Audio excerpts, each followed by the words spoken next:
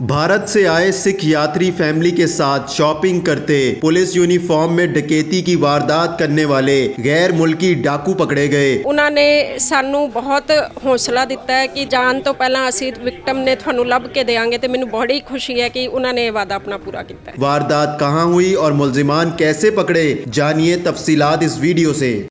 Urdu point की videos देखने के लिए हमारा चैनल सब्सक्राइब कीजिए और बेल के आइकन पर क्लिक कीजिए ताकि आप हमारी तमाम आने वाली वीडियो से बाखबर रह सकें। सरदार साहब, सबसे पहले तो आपको आपके जन्मदिन की मुबारकबाद हो। थैंक यू जी, थैंक यू साहब, थैंक यू साहब। ये बताइएगा आप कहाँ जा रहे थे और ये कैसे आपके साथ वाक़या पेश आया? ਸਰ ਹਮ ਸ਼ੋਪ ਨਨਕਾਣਾ ਸਾਹਿਬ ਤੋਂ ਠਹਿਰੇ ਹੋਏ ਸਾਂ। ਉੱਥੇ ਸਾਡਾ ਅਖੰਡ ਪਾਠ ਸਾਹਿਬ ਸੀਗਾ ਜੀ, ਅਤੇ ਅਸੀਂ ਲਾਹੌਰ ਦੇ ਵਿੱਚ ਸ਼ੋਪਿੰਗ ਵਾਸਤੇ ਆਏ ਸਾਂ। ਅਤੇ ਇੱਕ ਖਾਡੀ ਦੀ ਇੱਕ ਇੱਥੇ ਹੈ, ਉੱਥੋਂ ਅਸੀਂ ਸ਼ੋਪਿੰਗ ਕਰਕੇ ਅਜੇ ਨਿਕਲੇ ਹੀ ਸਾਂ ਬਾਹਰ, ਅਤੇ ਇਹ ਮੁਜ਼ਲਮ ਨੇ ਜਿਹੜੇ ਇਹ ਪੁਲਿਸ ਦੀ ਵਰਦੀ ਦੇ ਵਿੱਚ ਸਨ, ਅਤੇ ਇਹਨਾਂ ਨੇ ਕਿਹਾ ਵੀ ਆਪਣੀ ਚੈਕਿੰਗ ਕਰਾਓ। ਅਤੇ ਮੇਰੀ ਚੈਕਿੰਗ ਕੀਤੀ, ਮੈਨੂੰ ਮੇਰੇ ਪਾਸਪੋਰਟ ਲੈ ਲਏ ਨੇ, ਅਤੇ ਮੇਰੀ ਵਾਈਫ ਦਾ ਪਰਸ ਸੀਗਾ, ਉਹਦੇ ਵਿੱਚ ਸਮਾਨ ਸੀ ਸਾਰਾ, ਅਤੇ ਇਹ ਉਹਨਾਂ ਨੇ ਸਮਾਨ ਉਹ ਲੈ ਲਿਆ ਜੀ। ਅਤੇ ਉਸ ਤੋਂ ਬਾਅਦ ਉਹਨਾਂ ਨੇ ਜਿਹੜਾ ਵਾਰਦਾਤ ਨੂੰ ਉਹ ਲੈ ਕੇ ਭੱਜ ਗਏ ਨੇ ਜੀ। ਕਿੰਨੇ ਸੀ ਉਹ? ਉਹ 2 ਜਣੇ ਸਨ ਜੀ। ਉਹਦੇ ਬਾਅਦ ਤੁਸੀਂ ਕੀ ਕੀਤਾ ਜਦੋਂ ਤੁਹਾਡੇ ਨਾਲ ਡਕੈਤੀ ਹੋਈ? ਕੋਈ ਅਸਲਾ ਵਗੈਰਾ ਵੀ ਉਹਨਾਂ ਨੇ ਦਿਖਾਇਆ ਤੁਹਾਨੂੰ? ਨਹੀਂ, ਅਸਲਾ ਉਹਨਾਂ ਨੇ ਵਿੱਚ ਪਿਆ ਸੀ, ਵਿਖਾਇਆ ਨਹੀਂਗਾ। ਉਹ ਤਾਂ ਬਸ ਚੈਕਿੰਗ ਕਰਨ ਵਾਸਤੇ ਅੰਦਰ ਪਰਸ ਰੱਖਿਆ ਅਤੇ ਲੈ ਕੇ ਭੱਜ ਗਏ, ਬਸ ਇੰਨੀ ਵਾਰਦਾਤ। ਉਹਦੇ ਬਾਅਦ ਤੁਸੀਂ ਕੀ ਕੀਤਾ? ਤੁਸੀਂ ਪਰੇਸ਼ਾਨ ਹੋ ਗਏ? ਜ਼ਾਹਿਰ ਹੈ ਮੁਲਕ ਦੂਜਾ ਹੈਗਾ। ਨਹੀਂ, ਇੱਥੇ ਮੁਲਕ ਦਾ ਲੱਗਾ ਹੀ ਨਹੀਂ। ਉੱਥੇ ਜਿਹੜੇ ਉੱਥੇ ਦੇ ਆਵਾਮ ਦੇ ਲੋਕ ਜਿਹੜੇ ਨੇੜੇ ਤੇੜੇ ਦੇ ਉੱਥੇ ਆ ਗਏ, ਉਹਨਾਂ ਨੇ ਆਪਣੇ ਆਪ ਹੀ ਕਾਲ ਕੀਤੀ ਪੁਲਿਸ ਨੂੰ, 51 ਜਾਂ 15 'ਤੇ ਕਾਲ ਕੀਤੀ। ਉਸੇ ਟਾਈਮ 10 ਮਿੰਟ ਦੇ ਵਿੱਚ ਪੁਲਿਸ ਆ ਗਈ ਅਤੇ 3 ਦਿਨਾਂ ਦੇ ਵਿੱਚ ਵਾਰਦਾਤ ਲੱਭ ਗਈ। ਤੇ ਹੁਣ ਕੀ ਕਹਿਣਾ ਚਾਹੋਗੇ ਤੁਸੀਂ? ਇੱਕ ਤੋਂ ਭਾਰਤ ਤੇ ਪਾਕਿਸਤਾਨ ਆਏ ਹੋ ਤੇ ਪਾਕਿਸਤਾਨ ਤੁਹਾਡੇ ਨਾਲ ਇਸ ਤਰ੍ਹਾਂ ਦੀ ਵਾਰਦਾਤ ਹੋ ਗਈ, ਲੇਕਿਨ ਉਹ ਸਭ ਤੋਂ ਚੰਗੀ ਗੱਲ ਹੈਗੀ ਕਿ ਮੁਲਜ਼ਮਾਨ ਫੜੇ ਗਏ, ਤੁਹਾਡੀ ਰਿਕਵਰੀ ਹੋ ਗਈ ਹੈ, ਬੜਾ ਐਕਟਿਵਲੀ ਪੁਲਿਸ ਨੇ ਰਿਸਪੌਂਸ ਕੀਤਾ। ਕੀ ਮੈਸੇਜ ਦੇਣਾ ਚਾਹੋਗੇ ਤੁਸੀਂ? ਭਾਜੀ ਬਹੁਤ ਵਧੀਆ, ਪਾਕਿਸਤਾਨ ਆਏ ਆ, ਸਾਡਾ ਆਪਣਾ ਮੁਲਕ ਹੈ। ਲਹਿੰਦੇ ਪੰਜਾਬ 'ਚ ਆਏ ਆ, ਉੱਧਰ ਚੜ੍ਹਦਾ ਪੰਜਾਬ ਹੈ। ਵੰਡ ਪੰਜਾਬ ਦੀ ਹੋਈ ਸੀ, ਮੁਲਕਾਂ ਦੀ ਵੰਡ ਨਹੀਂ ਹੋਈ, ਪੰਜਾਬ ਦੀ ਵੰਡ ਹੋਈ ਸੀ, ਅਤੇ ਅੱਜ ਅਸੀਂ ਆਪਣੇ ਪੰਜਾਬ 'ਚ ਆਏ ਹਾਂ। ਇੱਥੇ ਮੇਰੇ ਪਿਤਾ ਜੀ ਦਾ ਜਨਮ ਹੈ ਇੱਥੋਂ ਦਾ, ਅਤੇ ਆਪਣੇ ਅਸੀਂ ਪਿੰਡ ਵੀ ਘੁੰਮ ਕੇ ਆਉਂਦੇ ਹਾਂ। ਇਸ ਕਰਕੇ ਇਹ ਜਿਹੜੇ ਆਪਸ ਦੇ ਵਿੱਚ ਇਹ ਲੋਕਾਂ ਨੇ ਵਹਿਮ ਪਾਏ ਨੇ ਵੀ ਇੱਥੇ ਡਰ ਲੱਗਦਾ ਹੈ, ਇੱਦਾਂ ਕੁਝ ਨਹੀਂ। ਨਾ ਉਧਰ ਦੇ ਵੀ ਆਵਾਮ ਪਿਆਰ ਕਰਦਾ, ਇੱਧਰ ਦਾ ਵੀ ਆਵਾਮ ਪਿਆਰ ਕਰਦਾ ਇੱਕ दूजे ਨੂੰ। हमारे साथ सरदार जी की अहलिया भी मौजूद है, इनसे भी जानते हैं। ये बताइएगा, जब वारदात हुई आप लोगों के साथ तो आप में ये तो नहीं हुआ कि हम कहाँ आ गए हैं और हम महफूज नहीं हैं? ਜਿਹੜੀ ਵਾਰਦਾਤ 29 ਤਰੀਕ ਨੂੰ ਹੋਈ, ਅਸੀਂ ਪ੍ਰਕਾਸ਼ ਪੁਰਬ ਮਨਾਉਣ ਲਈ ਆਏ ਸੀ ਅਤੇ ਸ਼ਾਪਿੰਗ ਕਰਨ ਲਈ ਅਸੀਂ ਲਾਹੌਰ ਆਏ ਸੀ। ਵਾਰਦਾਤ ਹੋਈ 2-4 ਮਿੰਟ ਜ਼ਰੂਰ ਲੱਗਿਆ, ਪਰ ਜਦੋਂ ਪੁਲਿਸ ਦੀ ਇੱਕ ਟੀਮ ਪਹੁੰਚੀ, 2 3 4 ਫਟਾਫਟ ਸਾਰਾ ਜਿਹੜਾ ਡਿਪਾਰਟਮੈਂਟ ਹੈ ਉੱਥੇ ਪਹੁੰਚ ਗਿਆ। ਉਹਨਾਂ ਨੇ ਸਾਨੂੰ ਬਹੁਤ ਹੌਸਲਾ ਦਿੱਤਾ ਕਿ ਅਸੀਂ ਜਿਹੜੀ ਵਾਰਦਾਤ ਜਲਦੀ ਤੋਂ ਜਲਦੀ ਲੱਭ ਕੇ ਦੇਵਾਂਗੇ, ਤੁਹਾਨੂੰ ਮੁਜਰਮ ਵੀ ਦੇਵਾਂਗੇ, ਤੁਹਾਡੀ ਰਿਕਵਰੀ ਵੀ ਕਰਾਵਾਂਗੇ। ਅਤੇ ਅਸੀਂ ਪੂਰਾ ਉਹਨਾਂ ਨੂੰ ਧੰਨਵਾਦ ਕਰਦੀ ਹਾਂ ਕਿ ਉਹਨਾਂ ਨੇ ਜਿਹੜੇ ਸਾਡੇ ਨਾਲ ਕਮਿਟਮੈਂਟ ਕੀਤੀ ਸੀ ਉਹਦੇ 'ਤੇ ਪੂਰੇ ਉਤਰੇ ਨੇ।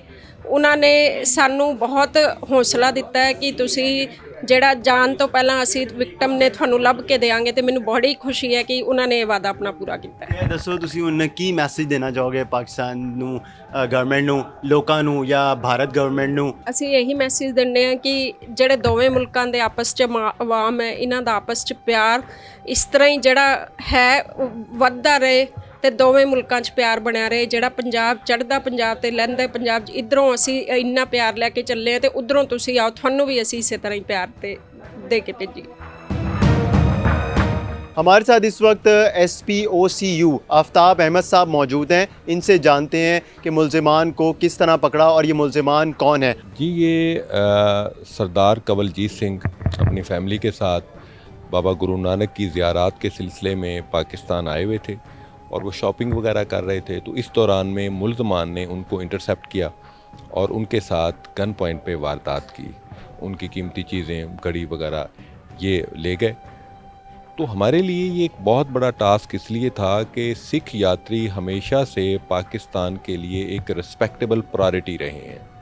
उनकी हिफाजत, उनकी सहूलत, हर चीज़ का ख्याल रखा जाता है, जिसका CM पंजाब मोहसिन नकवी साहब, IG डॉक्टर उस्मान अनवर साहब और हमारी लाहौर की कमान CCPO जनाब बिलाल सिद्दीक कामियाना साहब ने ये task captain Liaquat Ali Malik DIG OCU को दिया।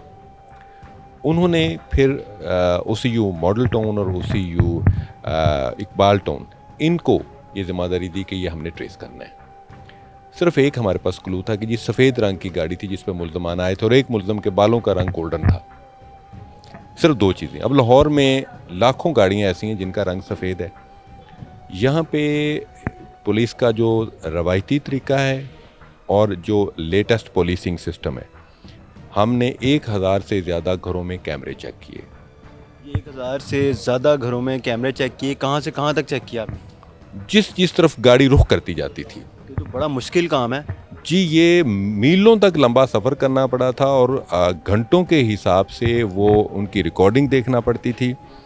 پھر اس پہ کئی ٹیمیں اور ٹیموں کی سب ٹیمیں اور سب ٹیموں میں آگے جوان اور کانسٹیبل یہ ہمارے ٹوٹل اس پہ لگے ہوئے تھے, بیکاز یہ ہمارے لیے ناؤ اور نیور تھا. اگر سردار کنول جیت سنگھ بغیر ریکوری کے ملزموں کے پکڑے بغیر واپس انڈیا چلا جاتا تو یہ ہماری جو ملکی حمیت ہے یا پرائیڈ ہے یہ اس کے لیے بہت بڑا چیلنج تھا. تو اللہ کا شکر ہے ہم نے اس چیلنج کو قبول کیا اور اس گاڑی کو ٹریس کرتے اس گھر تک پہنچ گئے جہاں پہ وہ ملزم کچھ دیر کے لیے ٹھہرے تھے. دین اس کے بعد ان کو آئیڈینٹیفائی کیا گیا اور آئیڈینٹیفائی کرنے کے بعد پورے پاکستان میں ان کے لیے ریڈز کیے گئے. تو شاہ رخ خان جو مین ایکیوزڈ ہے, اس کا رنگ لیڈر ہے, اس کو ہم نے گرفتار کر کے اس کے جو امدادی ملزمان ان کو بھی گرفتار کر لیا اور جو بقایا ملزمان ان کے لیے ابھی تک ریڈز جاری ہیں. ابھی یہ کتنے ملزمان گرفتار کیے ہیں اور ان کو گرفتار کیا کہاں سے, کہاں جا کے پولیس کو یہ پتہ چلا کہ ملزمان ادھر موجود ہیں؟ مختلف علاقوں سے گرفتار کیا گیا ہے. یہ آپس میں رشتہ دار بھی ہیں اور ان کا تعلق یہ پاکستانی نیشنل نہیں ہے, یہ ہمارے ایک ہمسایہ ملک کے باشندے ہیں جو ادھر وارداتیں کرنے کے لیے آئے ہوئے تھے اور اب ان کے پورے گینگ کو بسٹ کر دیا گیا ہے. کیا لگتا ہے کہ انہوں نے سکھ یاتری جو ہر سال آتے ہیں یہاں پہ اور ان کے ساتھ ڈکیتی کی, ملک کو بدنام کرنے کی سازش تھی, کچھ ایسا ایلیمنٹ ہے؟ دیکھیں, یہ اس کے آگے ملٹیپل امپلیکیشن ہے, مضمرات ہیں مختلف اور ان مضمرات کے حوالے سے بھی ہم سارا چیک کر رہے ہیں. اس موقع پر بغیر تحقیق اور تفتیش کیے ایسی سٹیٹمنٹ شاید ابھی دینا ممکن نہیں ہے.